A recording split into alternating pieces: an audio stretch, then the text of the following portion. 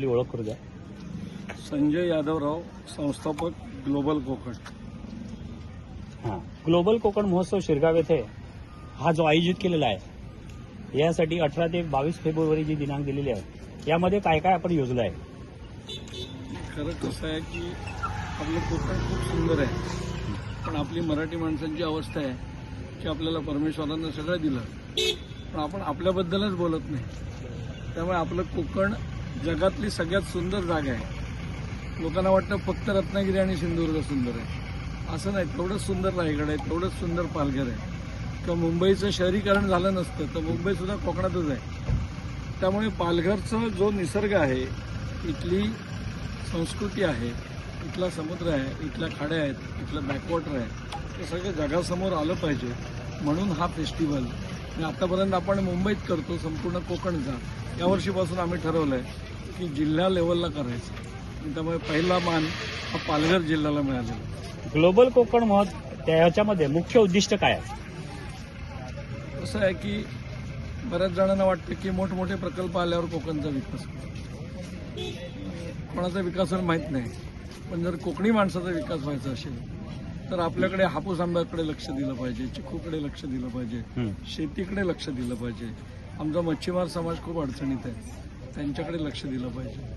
पर्यटनाकडे लक्ष दिलं पाहिजे. इथला जो निसर्ग आहे त्याच्यावर आधारित जर उद्योग विकसित झाले ना तर कोकणातला एकही माणूस हा मुंबईत जाणार नाही किंवा झोपडपट्ट्यांमध्ये जाऊन राहणार नाही.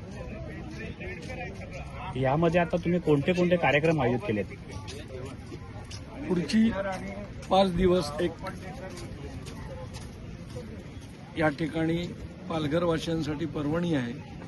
खरं म्हटलं तर 5 दिवस नाही, 365 दिवस कोकण हॅपनिंग असायला पाहिजे. पण त्याची एक झलक आपण 5 दिवस दाखवूया. इथे आपण सर्वात मोठा लोककला महोत्सव करतोय, ज्यात इथल्या स्थानिक कलाकारांना संधी मिळेल.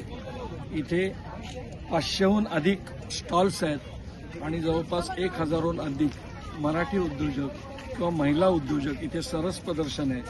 तर मराठी माणसांनी बाबा रे शिक आणि नोकरी कर म्हणून जी आपली वाट लागली त्याच्यासाठी फेरीवाल्याचा का होईना पण धंदा केला पाहिजे. जो आहे जिथे आहे त्याने तो धंदा केला पाहिजे. धंदा करण्यासाठी एकमेकांना मदत केली पाहिजे. त्यामुळे ग्लोबल कोकण ही एक व्यावसायिक प्रशिक्षणाची कार्यशाळा आहे आणि त्याच्याबरोबरीने इथे आपण आकाशातून कोकण दाखवतोय, ज्याला आपण पॅरामोटरिंग म्हणतोय.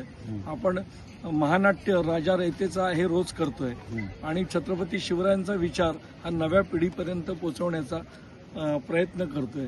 इथे आपण चित्रपट महोत्सव, मराठी चित्रपट महोत्सव, पहिल्यांदा समुद्र किनाऱ्यावर मराठी सिनेमाचा उत्सव.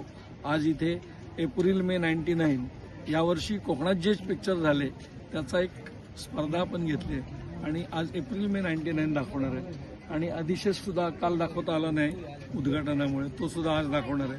हा नाटक जे आहे हे फ्री ठेवलंय की कसं? या नाटकासाठी तिकीट आहेत, परंतु बाकी लोककला महोत्सव, चित्रपट महोत्सव आणि संपूर्ण प्रदर्शन, खूप साऱ्या ॲक्टिव्हिटी या विनामूल्य आहेत. त्यामुळे आणि नाटकाच्या सुद्धा 100 रुपये 200 रुपये विद्यार्थ्यांना, काही शाळांना जवळच्या फ्री ठेवलेलं आहे. विद्यार्थ्यांना 50% डिस्काउंट देऊन 50 रुपयाचे तिकीट ठेवले.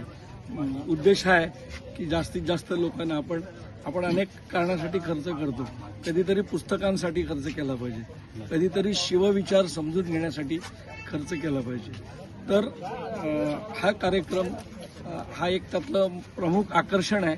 पण याशिवाय ग्लोबल कोकणची खूप आकर्षण आहेत आणि प्रत्येकाने या समुद्रावर येऊन याची दोही याची डोळा हा ग्लोबल कोकण पाहायला पाहिजे. अंदाजित किती स्टॉल लावले?